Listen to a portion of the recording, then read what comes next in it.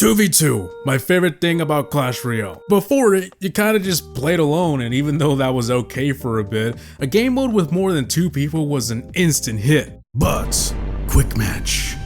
Should you never have to click it. But in desperate times, you have no choice.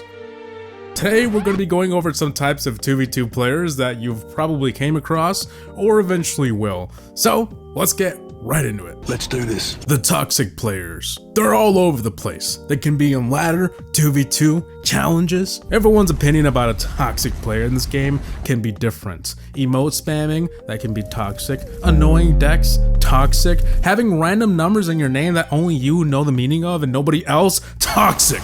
Okay, maybe not that last one, but my opinion of toxic is the combination of emote spamming and using an annoying deck or cards. Picture this scenario. It's 2018, and the Royal Giant is making the panties drop. He's OP as heck. Some dude named FaZe_ProGamer123 is using this card to his advantage. You're trying to beat him in this sweaty match, and all you hear is... Wait, those emotes didn't exist back then. Anyways, he has an annoying deck and spamming emotes while you watch him win. And he thinks he's so good. Yeah, that's my definition of toxic. Hate that kind of player. The guy who quits after he thinks there's no chance of winning. Why? Just why? The second they have a feeling they aren't gonna win, they just dip. And it pisses me off because losing one tower doesn't mean you lost the whole damn game. Comebacks are a thing, you know? I literally experienced this like 5 minutes ago, I kid you not. Look at this game. If I had money in this match, I could have sworn I'd be broke by the end of it, but neither of us sissied out of the match. We kept going, and look where that got us. We actually won the game. Yes, I was using the Mega Knight. Shut up. So yeah, I hate people who give up in the middle of the match. There's no better way in showing you got no balls. AFK player. Yeah, you start a match and there's no sign of life. It's like they hit quick match and yeeted their phone off a cliff. Like, I don't get it. If you're busy, then just don't start a match and waste someone else's time. But I guess that's what makes quick match so annoying sometimes. Nobody cares about anyone but themselves. I've came across way too many players who just sit there and do nothing because they're probably distracted or just straight up leave the first 5 seconds. Anyways, yeah, there's nothing you can do about it but suck it up. Whenever this happens to me, I go AFK as well because what's the point of staying, right? You're not gonna win, it's gonna be a 1 versus 2. The emote spammer. This one needs no explanation. I mean, we all know those people. And I'm one of them. Well, I wouldn't say I spam emotes. I just love the emotes while all 4 players are waiting for their elixir to build up. I mean, 2v2 matches, when nothing's going on, they can get awkward and quiet. 4 people just staring at each other. Especially how I play with the music off. Just gotta break the silence somehow, you know? Enough talking about me though. The people that spam emotes the entire 3 minutes of the match, I wanna punch them so bad. But Havoc, just mute it. No! I ain't no wussy. Plus, every time I want to use an emote and it's off, I gotta turn it back on. The game could just let me click an emote and it turns on automatically, but no, you gotta turn it off first. Nobody got time for that.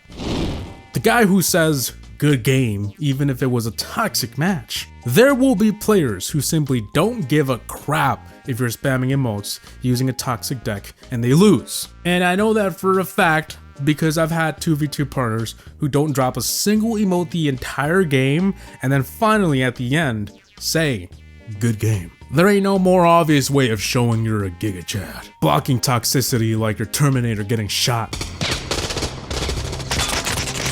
You guys stupid? Were you wasting ammo? Despite me hating emote spammers, I can be like that sometimes. There's no secret to it, just stop taking the game serious and you won't be butthurt by toxicity. But it also depends on what you're trying to do. If you're trying to beat a challenge or a ladder, for example, it can be tough to ignore that and stay calm the entire time. And I don't blame anyone. The team who brings a 1 in a million chance deck. You know what I'm talking about, right? Those crazy decks on YouTube that can 3 crown in just a few seconds and totally wasn't staged for the video.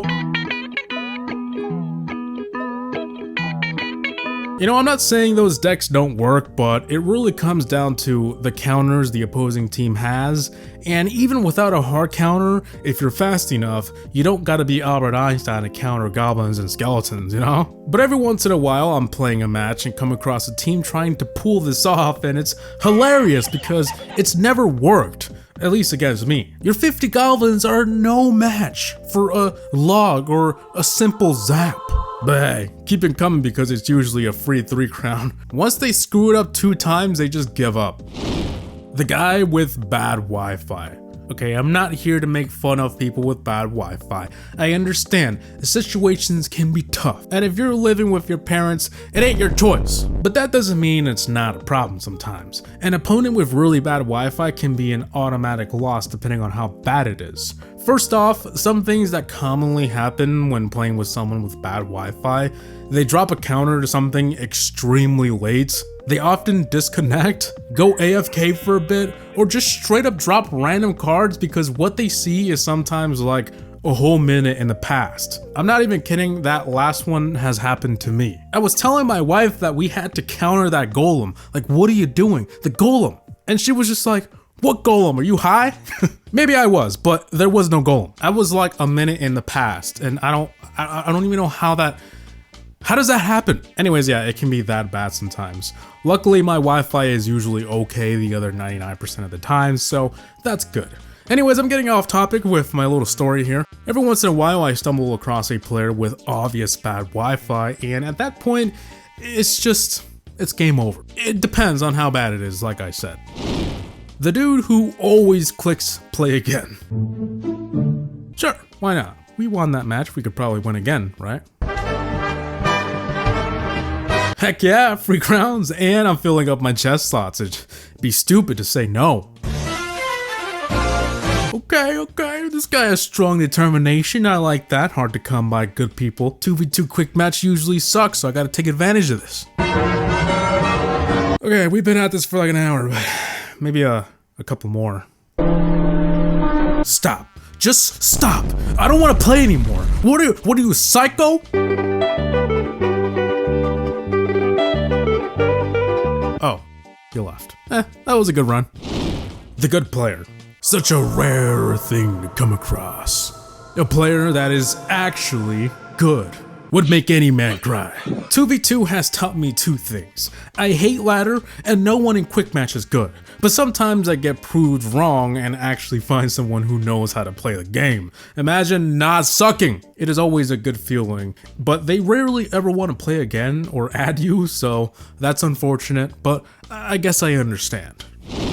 The player who never helps you push and drops cards on the other lane. Okay, I know, distraction is good sometimes, gotta play mind games with the other team, you know, but there's a time and place for that. If you see me pushing one side and struggling, have you ever thought that, I don't know, maybe, just maybe, he needs help? I mean, dude, we could have won that if you weren't busy trying to hog and rage the other side and failing at it. Okay, sorry, I'm being a little harsh, but it really be like that sometimes. Focusing on both lanes at the same time, it doesn't always work. It usually comes down to what decks you're both using. So guys, I think that should be it for this video. I thought of making this for a really long time, but I never felt like it was a correct time to do it. But hey, this week, I felt like working on it. 2v2's been pissing me off lately. No, not really. 2v2 is not all that bad. It just depends on the player you get, and most of the time they're trash, but you live with it, you learn, yeah. I still do quick match all the time when my wife's not available to play, or there's no one on in the clan. With that being said, let me know if you have any types of players for 2v2. I actually have more of these. I might make a part 2 sometime, I don't know. But just comment down below if you have any, and yeah, hope you guys enjoyed. Please like, comment, and subscribe. And as always, thanks for watching. Havoc Gaming out. Peace!